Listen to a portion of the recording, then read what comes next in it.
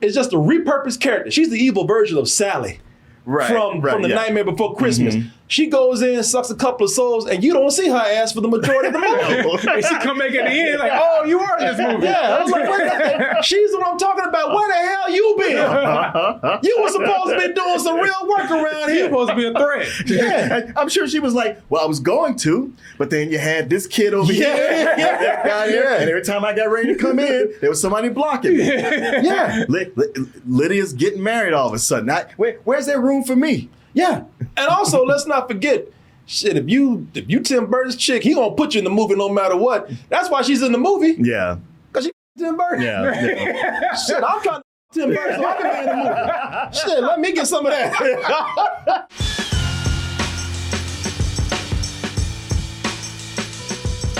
A big birthday gift for me, and my birthday's next month. A big birthday gift for me is if you came out to see the 1 year anniversary of me doing sit-down comedy at the Broadway Comedy Club. Going to be back in the Red Room September 27th. Oz will join me later as we just sit down and just lollygag with the audience. And then we're going to have all of you up for open mic. And that show, again, is going to be 9 p.m. at the Broadway Comedy Club. That's a Friday. Get your tickets now by going over to BroadwayComedyClub.com. Oh, people, he's back. The ghostess with the mostest is here to be your hostess again, talking about Beetlejuice. This is one of the roles. Now, Michael Keaton was already on his road to fame. He was already well known. He was already in a few comedies back then. Yeah. But when you talk about the roles that he made iconic, there was Batman, of course. Right. But before Batman, it was old Beetlejuice. It's showtime. I want Beetlejuice out of the picture. Oh, people, this is a classic right here. I remember seeing Beetlejuice years ago without even knowing what it was. Just wanted to see a movie on a Sunday. Went to see this and was just charmed by this movie. When did this come out? Ooh, I couldn't. It was like 86 or something like that. That sounds about right. I remember being like, Billy could tell us. Yeah, I remember being 16 years old when I went to go see this, just on a Sunday. Didn't have anything to do. Probably had some homework or some shit. So I went to say, let's go. I remember getting my neighbor who was almost like my cousin, Adrian, down the street. So let's go see Beetlejuice, man. I heard this was crazy. And this is the movie about the Maitlands with a very young Alec Baldwin. Very young. And Gina Davis. They are in a house. Unfortunately, they died, but their spirit remains in this home that they love. But some other people move in. These people are real assholes, too. They want to completely remodel the place and do all kinds of crazy stuff. Yeah. The Deets, I think is their name. Them and the little weird daughter, Lydia, played by Winona Ryder. So in order to get their home back, I mean, it's kind of petty because that ghost, they really need it. But yes, they want it. At least they want some decent people up in there, people they can relate to. So in order to scare these people out, which is something they're not good at, so they get the help of a ghost who they think can do the job for them. And that is Beetlejuice. But Beetlejuice turns out to be kind of a dick and also somewhat of a predator too. He's trying to marry a teenage girl. So we kind of overlooked that these days. You gotta love those 80s where that was a thing that just flew by and nobody thought anything of it. Yeah, when y'all watch this movie, they talk about Beetlejuice's back and still trying to get with Winona Ryder. You gotta keep in mind how young she was at the time. So, yeah, we have a chance to forget that part. Well, look, Beetlejuice was a scum. So that went along with his character. It fit his character very much. But this movie charmed myself and a lot of people because this is where we really got Tim Burton unleashed, man. Oh, yeah. As far as a full feature goes. I mean, this is one of the movies where it has Tim Burton's signature look all over. Besides, something like The Nightmare Before Christmas, which he did not direct. Right. But you go back to classic Tim Burton, like the real Tim Burton. You go to Pee-wee's Big Adventure and Beetlejuice. Yeah. Beetlejuice. Still two of his best movies. Yeah, Beetlejuice is amazing, y'all. Beetlejuice, I still love that movie to this day. So, now we got Beetlejuice. If you want to be on the safe side and not bring his ass back up, so you can pray on your daughter too. Hey, eligible bachelor here. Well, my daughter's 15. Yeah, so. I know, but she looks 12. No rules in afterlife. But But yeah, so now Beetlejuice has returned to the. Let's go ahead and just look at the trailer for Beetlejuice. Maybe. Why is he back? Yeah, good question, man. Good Money, question. goddamn it. There you go. That's a good answer right there. And as far as the rest, well, hey, let's just watch the trailer and you can decide for yourself. Oh, shit. No, you know what? I'm glad I brought this up because Beetlejuice was so popular, a lot of people still don't remember the cartoon. The cartoon was great. The cartoon was amazing.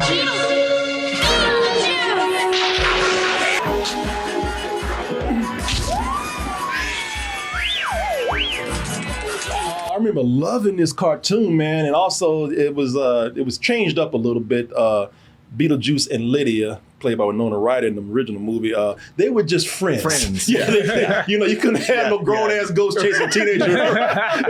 Yeah, she friend zoned him. Because a lot of people say, why they change it around? Because they don't want to be a pedophile. That's why. It'd be hard to watch that every Saturday morning. Yeah. Kids watching a pedophile chase a teenager for 30 minutes. No, we can't do that. So yeah, people. So again, they changed it around for the show. They gave them adventures to do every week. Oh, so that must be plenty for Beetlejuice and Lydia to do years later. What are they doing this time? Well, hey, like I said, let's just watch it. See the trailer. Let's see the trailer. Yeah. It'll explain Everything. Yeah, sure.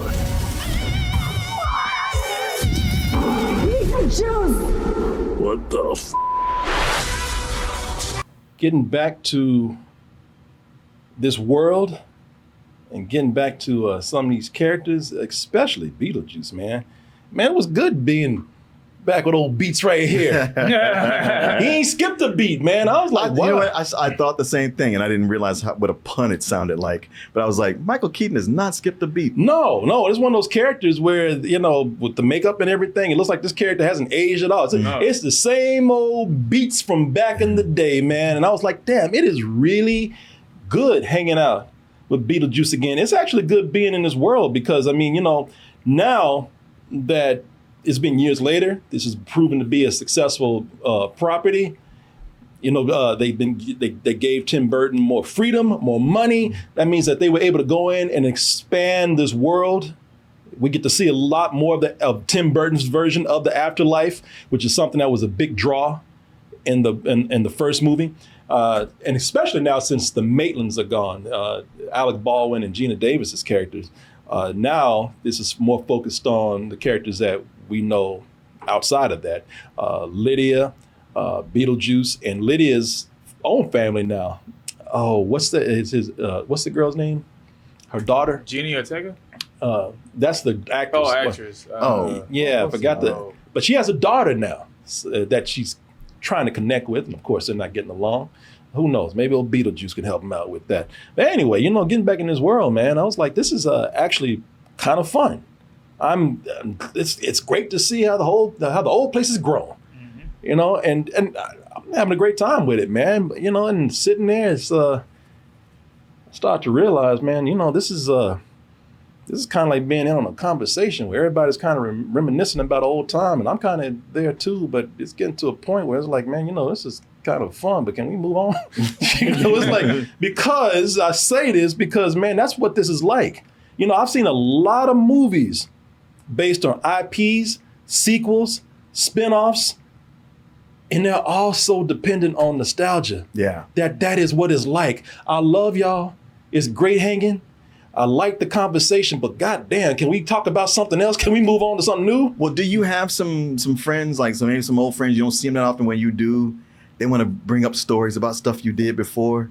And it's fun to talk about, but every time you see them, they bring up those same stories. Yes, that's what movies are feeling like these days. Yes. All these movies, everything, y'all know how much I can't stand nostalgia. So, maybe I'm not the right person for this film because I'm not, listen, I ain't mad at him, but I'm about to go off on this movie in a way that I really didn't want to and still don't want to. Because I spent a lot of time in this movie just asking questions like, who are you? Why are you here? Where the hell you been? What the f- is going on over there? Why are y'all doing that? I say this because You know, there's a lot of things going on in this movie, man. A lot of ideas. Too many ideas. Yeah, way too many ideas. So many ideas. You know, because listen, for all these other movies that I'm talking about, they're nostalgia. They're all nostalgia and getting by on that. At least they put a lot of work into Easter eggs and callbacks, you know. Wow, you're saying at least yeah. Easter eggs. But this don't even try to put the work into that right here. You know, this movie said, hey, we showed up. Ta-da! What else do you want? Yeah, Beetlejuice is here, the man of the hour. That's what you asked for. What more do y'all want? You not happy? Little story, please. I wouldn't mind that. Because they're not even, when I say story, they're not even trying. They got ideas. You know, the writers have a lot of ideas. They got a lot of ideas. As far as developing them, they say, nah, that's all right. Yeah. No, don't worry about that. That was what the B team was supposed to do. They didn't do it. Oh, well. Well, we for sure ain't gonna do it. No, Listen, I showed up. I wrote a bunch of ideas on a piece of paper, and that was for everybody else to work out. Don't blame me. Development shit, you develop something. I ain't doing that. But hey, Beetlejuice is here, y'all. Yeah. Hey, remember him? That's who y'all came to see. Shit, what y'all want a story for anyway? Y'all don't care. Shit, you just want to see him run around and girls. Traumatized me. Yeah. You know, that's what they think. You want to see this and other things from the last movie. And it's, you know, and like I said, I wouldn't mind that if they really did spend time developing at least one of the 15 ideas. One of the, going all at the same time. And I was wondering how you felt about it, because I really do think that, at least I thought I was going to be in the minority on this movie. And I'm not going against anybody who is going in there and getting something out of this. I think a lot of people are going to enjoy this movie. I think they are going to go in here because of nostalgia. I think they are going to enjoy the things that are good about this film, and there are some. But man, for me, you know, there's because there are a lot of fun ideas here. And I did have fun with them. I enjoyed them.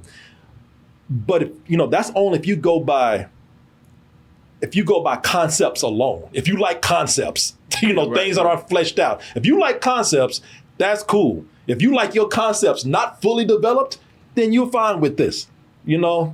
But outside of that, I don't know, man. I'm like, there's so many things in here that I'm looking at. Because this, you know, I really was looking forward to this, and I hate saying it, man. This feels like a script where they worked on it off and on and just around a lot. And then on the night before the deadline, they said, oh shit, we better sit down and write something. And the next day they said, here you go. It ain't good, but at least we finished it. Right. After getting drunk and around, the deadline came, and he's like, we thought we had another day. No, we start shooting in an hour. Well, just gather the pages and staple them together and hand them off. Yeah. And I wish to God they really had developed these ideas fully, because some of them are clever, some of them are a lot of fun, and some of them are done by actors who are great in those roles. Willem Dafoe is in the movie. He plays a cop who was an actor before he died. He plays a cop in the afterlife who was an actor before he died, and he's still treating his job like he's an actor. Mm-hmm. Yeah. And I thought that was kind of fun. It could be. It could be. You know, I thought he was an interesting character. You know, there's also this story in here. Astrid. Astrid is having a hard time dealing with her mother, who's engaged to this dick of a guy played by Justin Theroux, and she also has this relationship with this, you know, to distract her from her messed up life. She's found this relationship with this boy who has a very interesting story. I wish the movie could have been about that. I wish it was just focused on that. Because all these subplots going, I was like, you know, that's the one I actually find the most interesting. But they cut to the chase on that so quick. I was like, but then why was this even here? And it's crazy because that specific plot point don't take place until like an hour into the film. Right. Yeah, that is probably the one. You're right. I think that right there, and that's the guy from. I think he's on that Game of Thrones spinoff. On House of the Dragon. House of Dragon. Yeah, Arthur Conti is his name. He's on House of the Dragon right now, I believe. His story, and can't tell you too much, but his story is actually a lot of fun, a lot of interesting, to the point where I wish they had just played it through. But man, they not played it through enough, They just played up for the visual aspect of that. And then they just ended. They just ended. Out of nowhere. They introduced it way late into the movie. Right, too late. And then wrap it up so quickly that you're like, well, okay, the one thing that was good is now pointless. Yeah. But it's pointless in that, oh, here's another pointless thing. Throw it on the pile. Because this movie is so full of things that are pointless. Yeah. Like there's so many characters there where I go like, you have not justified your existence here. You have not justified your existence. Matter of fact, this movie has not justified his existence. Other than just, it's another one of those cases where let's pull something out from 30 years ago and see what we can do with it. Yeah. Because we got to fill a quota or something. I don't know. There's people out there who've been saying they want this. Yeah. You don't have to listen to them. They don't know what they're talking about. Really, people, I mean, there's shit that comes out of nowhere. Now, that story with that boy, that was something that was introduced properly and should have been carried over a proper arc. Right. But then they can't do it because they bring in some other shit that they don't even try to explain. Beetlejuice got a job. We don't even know why. We don't know how he got that job. We don't know what his job is. We don't know why he got put in that position. Yeah, last we saw him, his head got shrunk. Yeah, he was waiting in line. He died and got recycled and is going through the death line again. Yeah. And next thing, he got a job. And they don't even tell you what the job is. No. They don't tell you why he got that job. No. I don't know. I still don't know what he's doing. No, it's just an excuse to have all those little animatronic bobs around. Got them minions over there. Yeah. That's what I call them. Yeah. And boy, one thing this movie can do is take a joke and run it into the ground. Take a joke that's not that funny and just beat you over the head with it over and over and over again. Yeah, very true. And and a lot of these things kind of show promise because I thought, okay, we'll learn about how Beetlejuice got into his position. Because they introducing a doozy of a storyline for him. Oh shit! I didn't know Beetlejuice was married. Mm-hmm. I didn't know Beetlejuice had a wife back in the day. I didn't even know what Beetlejuice's backstory was. Oh, but here comes the second movie to explain all this for you. Il mio cuore era da tempo appassito nell'abisso. So people, I thought I was gonna get some depth from this right here. That's not this whole thing about Beetlejuice's backstory, telling you how he became a ghost and what happened. I won't even go as far because they show you the whole thing. I'll let you see the movie if you want to see it and see it for yourself. But I will tell you this: they're not even playing that up as part of a story. That is meant to be a joke. Right. The joke being that he tells his backstory like an old Italian film or something. The old Tim Burton would have had that scene actually mean something. It would have been creepier and not just played like a gag. No, that's the whole thing. Let's play it like old Italian film. And after that, it's not touched on anymore. Mm-hmm. They give you a little bit of backstory, but it leads to nothing. And that's the problem with this film. Nothing feels like a fully developed idea. Every character or concept has their story cut short because it's competing against other things that also are not fully developed either. You know, everything is sort of eating each other. Yeah. I mean, there's so many characters who come with their own subplots where you're like, you could be removed from this and it wouldn't affect anything at all. Oh my God. I mean, I know you love Willem Dafoe, but his whole character was like, all right, that's a one-note gag. And he's constantly doing that thing where he's turning his head so you can see where his part of his skull is showing. Cheap ass effect. And it's so rubber. It's like, man, if your makeup looks that bad, why would you showcase it so much? But I was like, you could cut him out of this because he's not affecting anything that's going on. No, you could definitely cut him out this movie. I agree with you. I like the character, but is he needed? No. And and here's the thing: every idea feels like it was created to explain another subplot, and then they just did they painted themselves in a corner after a while, to where they just created one subplot to explain another, to explain another, to explain another. They're like, how are we gonna wrap all this shit up? Like, I know, because the big what didn't even seem like a subplot, like the main plot that it starts with, goes away for so long that it's not even part of the movie. But you're like, all right, you guys got to bring that back. It's the end of the movie. And when they do, it's kind of a whimper. It's like, all right, what was that even about? Everything is left dangling. Dangling like this and then just dropped. Everything is dangling like a limp dick in this movie, man. I'm looking at some of the stuff that they have in here, and what you're talking about, I really can't believe y'all pulled this shit. You introduced the main villain, played by Lord have Monica mercy. Bellucci. She plays this character Dolores. She comes in as the main villain, and she's a badass. She has the power to suck souls from already dead people to the point where, like, shit, if you're dead, look, if you die at this point, ain't no coming back from that. So she's like a badass, Right. that does nothing in this movie. Yeah, they don't give her. They don't give her a single fucking thing to do. She comes in, people. She's just the evil version. It's just a repurposed character. She's the evil version of Sally. From the Nightmare Before Christmas. She goes in, sucks a couple of souls, and you don't see her ass for the majority of the movie. And she come back at the end like, oh, you are in this movie. Yeah, I was like, she's what I'm talking about. Where the hell you been? You were supposed to be doing some real work around She's here. supposed to be a threat. Yeah. I'm sure she was like, well, I was going to, but then you had this kid over here, that guy here, and every time I got ready to come in, there was somebody blocking me. Yeah. Lydia's getting married all of a sudden.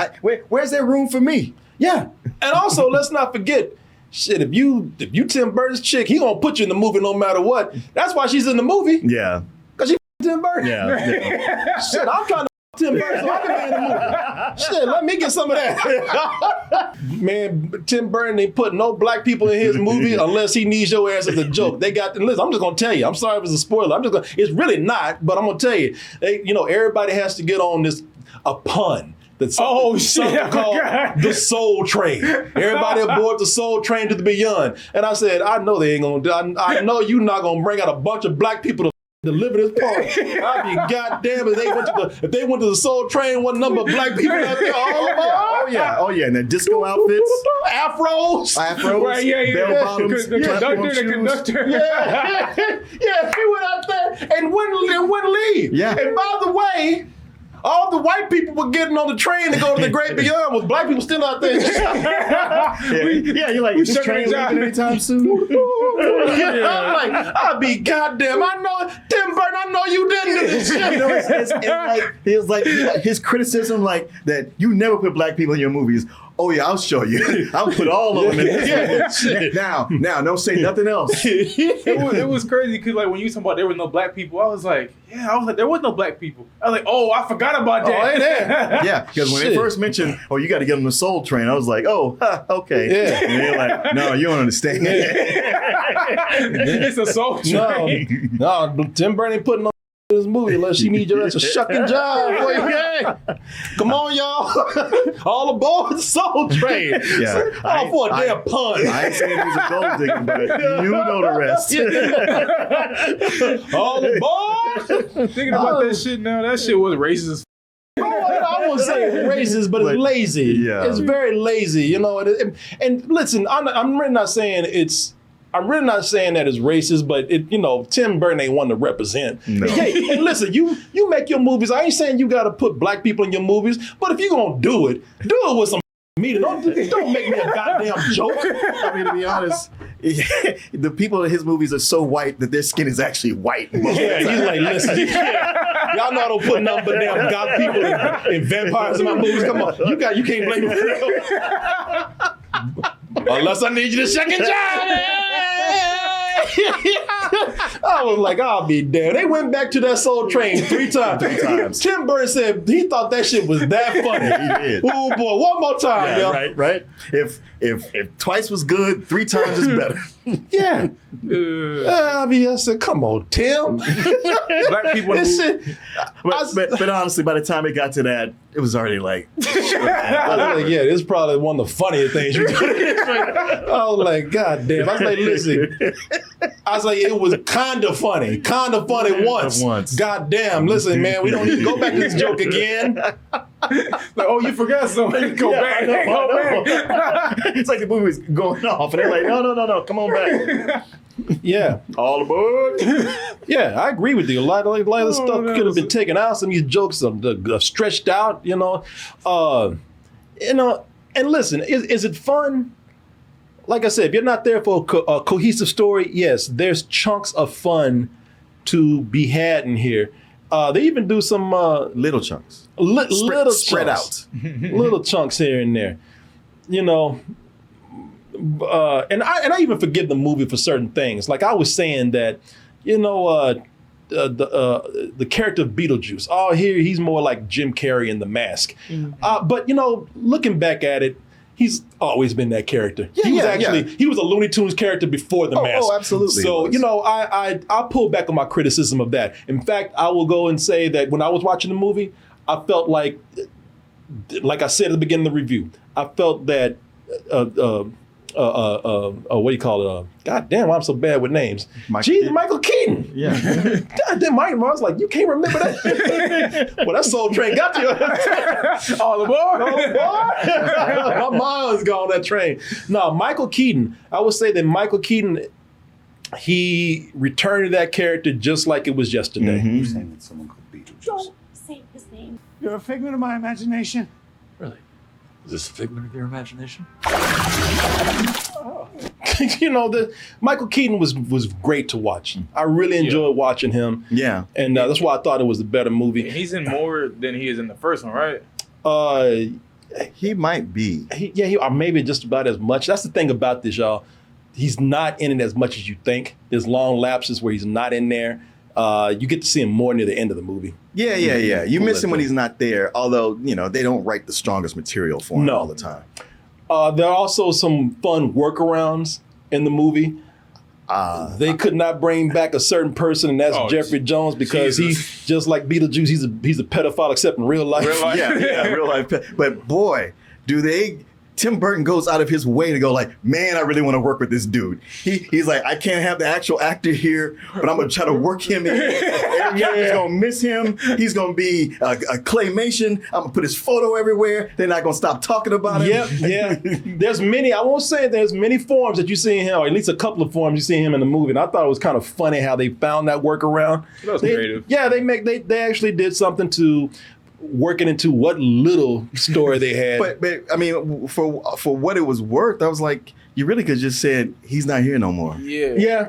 Yeah, they could have, but like I said, I thought they were getting creative with it. They with what they do. It's like, I don't care what he did. He's my friend. I got to represent. Did he like that friend? He really friends with him? Like that? I mean, I assume to do all this. I mean, movies is half a tribute to him. I kind of felt like they were making fun of the fact that they couldn't have him in the movie. No, I didn't get that impression Really? at all. It was man, we're trying every way we can to get him in here, even though we can't get him in there. Yeah, I don't know. I thought they were making fun of it, but I don't know. I thought it was funny when they did it, but yeah, the dude. If y'all ain't heard about Jeffrey Jones, go look him up, man. Because he almost got Pee Wee Herman locked up. Without a good story for me, because it's not going to bother some people. This is really something that just gets to me. Because without a good story, the movie is soon taken over by nostalgia, visual nostalgia. I'm looking at some of the stuff that they're doing here. Like you saw it in the trailer, and it's still kind of funny. The people waiting in the afterlife bureaucracy, and who have just died, and you see them in the form that they just died in, like this dude choked by a snake, and this guy melting from radiation and whatnot. They actually do that a lot more, but now it just feels like they're doing it because they think it's just funny to show it. There's no way that they're working it into a narrative, and they do it a lot. It also feels like you're going through the Beetlejuice spook house at Walt Disney World. Yeah, it does. No, it really does. Hey, look, they do these callbacks. They do, they got a choir singing, Day-o. If you remember the first one, cooking Day-o, daylight coming, one go home. They got a choir doing that. Only because they did it in the first movie. Mm-hmm. It is a remember. It's a callback. Yeah. They do a dance number at the end. That's kind of a callback to the dance number that they did in the first movie. This will be great for those people who haven't seen the first movie, or if you are really that nostalgic that, you don't care about the story. But even then, I will argue that either way, it lacks substance. So, they are so in the callbacks here that they got and have no regard for story that they're even trying to create damn minions now. Yeah, they're trying to create mascots, like out of the shrunken head dude. Mm-hmm. Which okay, in the first movie, that was done as a creative gag. It was one guy with a shrunken head because he got killed by a native. Whoa, hey, what are you doing? Hey, stop it! Hey, you're messing up here! Come on! Whoa! It was a clever way to end the movie. It was a fun joke. having one guy with a shrunken head, that's all you needed. You didn't need any more than that. Now they trying to A bunch of them. Now they recreating mascots. Like, why does everybody have a shrunken head now?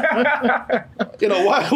Where you go to get all these damn tiny head people from? Yeah, they minions now. Yeah, they're really trying to they really are trying to make like minion type mascots. Like they're Beetlejuice's underlings now. Yeah. But with no explanation again, just there because people love the explanations. Yeah, who needs that? We told you we ain't got none, all right? It's all for the visuals.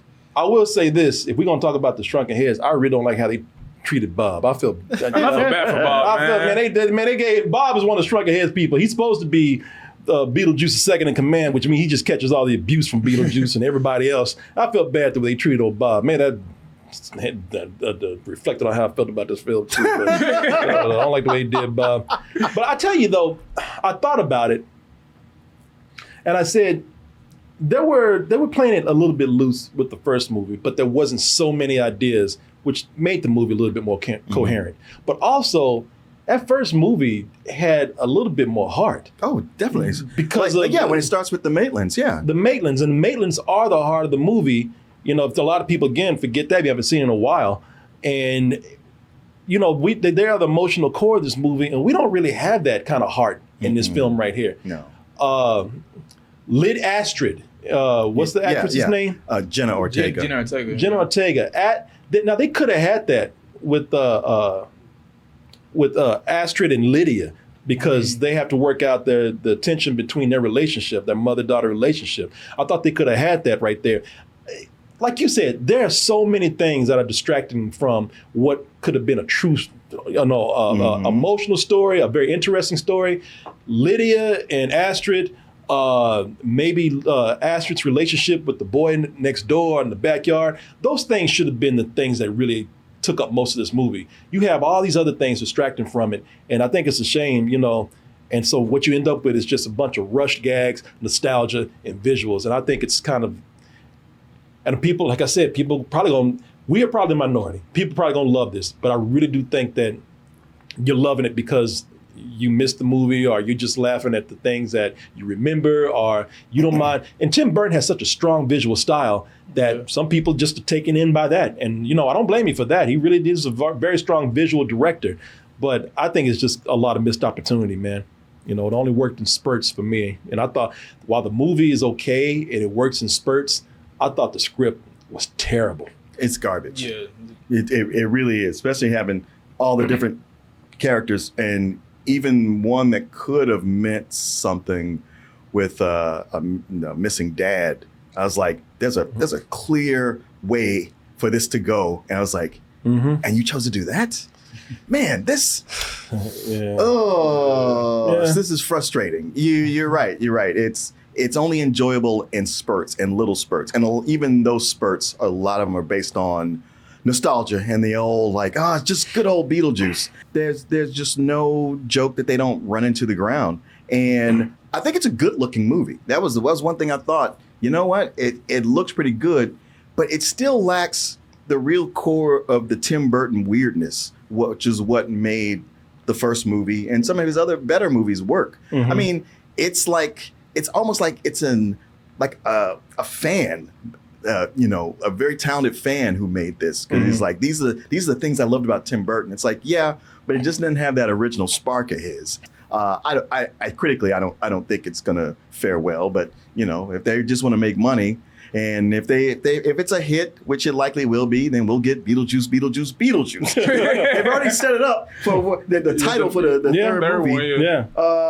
But yeah, it's just too bad because we see so many of these sequels. These nostalgia trips do this. It happens over and over and over. So you have to be kind of prepared for it. But this one was just so much less than what it could have been. It's like even at a baseline, it's gonna be a bunch of member berries and we'll get through it. But it's like, wow, there's a whole lot of not really trying here. And it's painful because you can see how it could have worked and they just didn't want to do it. And it just makes me go, you know what? Between this and Lisa Frankenstein and the new Crow, I feel like the whole goth thing, that's just over. Yeah. You know, and that movement's just kind of played out, co-opted and done. Yeah. But this is the goth mecca for them right now. Yeah, I guess So, I don't know. the last gasp. But Julian, what you?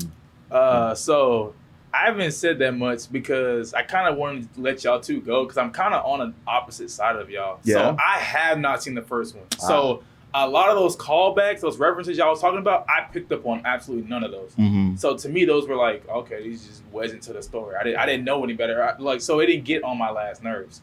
A lot of the characters I did like. Now, yes, they're pointless, but I did like them. Like William Dafoe, he was my favorite character in the movie. I liked him a lot too. I just think, like Martin said, he wasn't needed in the movie. Yeah, you're But right. I like he wasn't needed. I like him enough. I wish they had done more with him. But he's a great addition. Yeah, to him. I liked him in the movie. Everybody's been talking about freaking Beetlejuice, and I never knew like what that character was. Everybody just said, "Oh, just don't say Beetlejuice 3 times." I'm like, "Why am I saying this?" So like to finally see it here, I'm like, "Oh, okay." And I didn't even know that Beetlejuice was a villain. Mm-hmm. Like was like a demon and stuff like that. Actually like see Beetlejuice like for the first time, I'm like, oh, I'm actually really digging this character. He's reminding me of like a Joker if he had powers. But you guys are right though. There's a lot wrong in it, and it starts with that goddamn script. Like that script is terrible. I think it's one of the worst scripts I've seen this year. I did kind of like this one. Honestly, I think maybe what you guys said earlier, the visuals, they were getting to me, just exploring this world. Cause I'm like, I never, I don't know what the hell's going on. Like when we first get introduced to what, the underground or what was it called? Afterlife. The afterlife, what the when we start going in when we start to get there, I was like, oh, it's kind of interesting. And I start to like, once I started to understand what was going on, I think that's when I started to have more fun with the movie. I was like, oh, okay, so that's how that person died. Okay, that's how that person died. So I was just kind of having fun with the film. I keep hearing you say it's not that good, but it's good. No, I had fun. No. I had fun though. Like there wasn't a time where I felt bored in the film. There wasn't a time where I'm like, damn, I'm ready to go home. Like maybe that's how y'all felt. But there was never a point where I was like, I want this movie to hurry up and end. I could say the script was terrible. That's right. Ideas, way too many. But there was still never a point where I was like, I'm waiting for this movie to wrap up. I actually didn't want the movie to wrap up. I was really having a lot of fun being into this world. I give it a low matinee. All right. I honestly, I think if I would have watched the first one, I probably would have hated this one. I'll say that. I don't know. I don't know why I feel this way. I don't. I feel like I'm looking maybe for more in this movie than the average person. I don't know. I think maybe I'm just so story oriented that I'm looking for something deeper here than the average person. And I really do believe I'm in the minority on this movie, and I can't even explain why. Maybe it's because I went and saw it last night with all those goth people who were loving it and eating it up. So I don't know. I really don't know. I think a lot of people are going to go out and enjoy this. I don't think a lot of people are going to think like I do on this movie.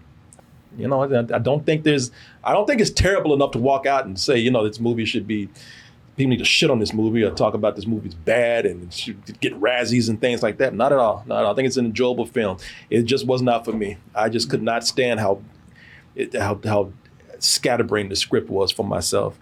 So I don't know. I was even thinking about giving it a high rental, but it's just a rental for me, man. Because I even thought about in the middle of the movie where I was just like, I'm just not into it. See, I remember you told me like you hated the middle, and I was like, I actually enjoyed it. I don't know if I hated the middle, but I was just really kind of you were turned off. It was kind of dragging for me because I was really trying to find things to connect, and they weren't connecting. So yeah, it just kind of dragged for me, man. I maybe I'm just such a fan of the original. I don't know, but yeah, it's a rental for me. I wish I could give it more. I really do.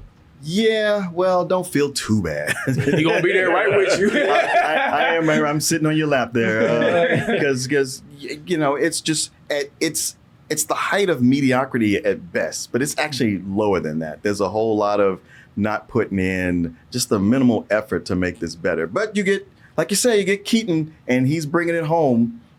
Even with the script being what it is, for you, maybe the middle was the more painful. To me, there was the ending. The third act was where I was like, okay, none of this is coming together. And Can I just say the middle was kind of dragging for me? That dance number and everything at the end, I was like, because they do a bunch of, as you say, needle drops in this movie. They do. They're not necessary. So I think I was in pain too. I was fine with most of the needle drops, but the last one, because it's supposed to be, this is the counterpoint to the Deo scene from the original movie, but it's so overplayed, and it's one thing to go like, oh, we're referencing this song and doing a little something with it, I won't say, but they played the whole song, and it's a long song to begin with, and you go like, all right, you playing off this song, but it's like it won't stop. They play the whole song. I was like, you gotta know that's not necessary to do that. We got it, 7 bars in, and they're like, nah, we got a running time to fill. I'm with you, man. It's a rental. It was almost a low rental, but it's like, Michael Keaton was really good. Yeah. I just really enjoyed that world more. Yeah. I guess because of my introduction. Hey, man, well, see, you're getting introduced and you like this one. That's what I was. You should go back and watch the first one and the cartoon. That's what I was saying. Like, maybe if I watched the first one, I'd probably end up hating this one. You already like this one. Yeah, okay. I don't think I like I said, again, just harp on what I was saying before. I think a lot of people don't feel like you. I really do. Yeah. And I said at the beginning, I said, man, for anybody who hasn't seen the first one, if this is your introduction, the things that charm me in the first one will probably be the things that charm the people who've never seen it before. Right. Yeah, I'm not trying to be rough on this movie. It's just not for me. But for anybody out there who loves this, I get it. Enjoy it. Have a good time. If it's your first time, even have more fun. So yeah, my first time being in a theme park or some shit. There you go. That's what it was. Hey, and you're a little kid. Been there. And I'm the adult who's like, get the fuck on, boy. You've been there. Daddy, that was so much fun. The teacup, son. Come on, let's go. Well, you made it to the end of the video. That must mean you really like what we do. So if you do, check out these other videos just like this one. Check out our other YouTube channels and subscribe to join our wonderful Toasty community. And as always, stay toasty.